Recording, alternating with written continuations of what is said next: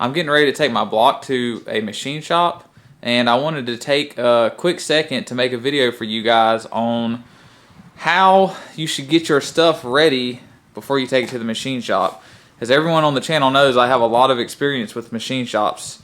Some are good, some are bad. So first off, you need to do some research on the machine shop that you're taking your stuff to. Look at reviews. If you know anyone in the local area, talk to them and see if they have any experiences or know anything about the machine shop. And then you can make an educated decision on whether you want to take your stuff to said machine shop or not. I've got all my stuff here with the block ready to go. I'm actually about to take this stuff out of the garage and drive it to the machine shop that I'm going to have to do all the work this time. So I want to show you guys what I do to get my stuff ready so that I have the best chance for everything to work out the right way, and I can communicate smartly with the machine shop once I get there. First and foremost, you need to know what you want to have done to your parts before you get there. And then once you've decided what you want to have done to your parts, what I like to do is go ahead and figure out what all needs to go with my stuff to the machine shop. So this block is going to get bored, honed with a torque plate, and then the deck surface is going to get cleaned up. So I go ahead from there and figure out what parts I need.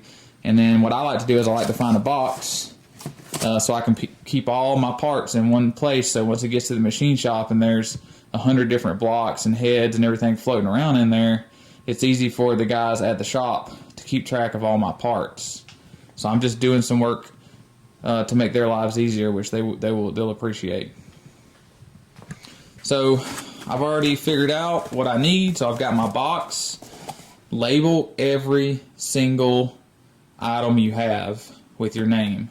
What this does is the guys at the shop are able to keep everything associated to you. So opening up the box, I've already got everything in here, and the first thing you'll see is I have instructions in here. So if you have any instructions for the parts you have, I would highly suggest you take those with you. Reason being is, yes, the guys at the machine shop, they work with all kinds of engines all day, every day. So they may or may not know the specifics for your stuff, especially when you start talking about like a 4.6. Most of these guys are working with small block Chevys, small block Fords, big blocks, all that stuff most of the time. This stuff is not quite as common. So there's going to be some things that are different about this block compared to a small block Chevy. So it's going to get home with torque plates, so I know that I need to send my head studs to the shop so they can torque the torque plates down onto the block with my spot head studs so everything is correct. So I have the instructions here for that. They have their torque sequence and they have their torque value for the studs. So they don't have to go and research this stuff whenever they get to my stuff, finally get to my stuff and have to do the work on it. I also have the spec sheet for my piston, and I have a piston in here. So what this is so they can measure the piston and they can set my piston to wall clearance to the manufacturer's recommended piston to wall clearance, which is 4,5/10 for this particular piston. This is good, so whenever they get everything open, they can look at this, they can figure out where they need to measure the piston at, and then they know the clearance, the desired clearance, whenever they're honing the block with the torque plate. I have the piston right here, it's wrapped in paper. And then another thing that I did with this piston is I also wrote the piston to wall clearance on the top of the piston. This is just another reminder for the guys. And you're not insulting their intelligence, you're just making their life easier so they don't have to call you and figure out what you want the piston to wall clearance to be or anything like that. They've got a nice little reminder right here. So when they have this thing, they're like, oh, okay, cool. This guy wants 4.5 thousandths of piston to wall clearance. And then I also have all my head studs. I also have my dowels in here. I don't know if they need the dowels for the torque plates, but I'm sending them just in case. This place is about an hour away, and I don't want to have to drive back again just to take something that I may have forgotten. And notice that the bag is labeled, has my name. Same for my head studs. And another thing you need to do is you need to inventory this stuff before you take it. So you need to count and make sure how many of each item you have. And what this does is it covers you and it covers the machine shop. So you don't take your head studs and you're missing a head stud. They call you and tell you, and now you don't know if they lost it or if you lost it or what's going on. So it's just good insurance for you and the machine shop.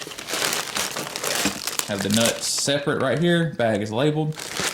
And then the head studs as well. And I have already inventoried these. There are 20 head studs, 20 nuts, and 20 washers. So I know everything's there. When it gets to the machine shop, everything will be there for them. They won't have to call me looking for parts. All this stuff is centrally located in this box, so it can sit with the block until they get to it, and it just makes the guy's life at the machine shop that much easier whenever they get to your stuff to do the work on it. They don't have to call you or anything.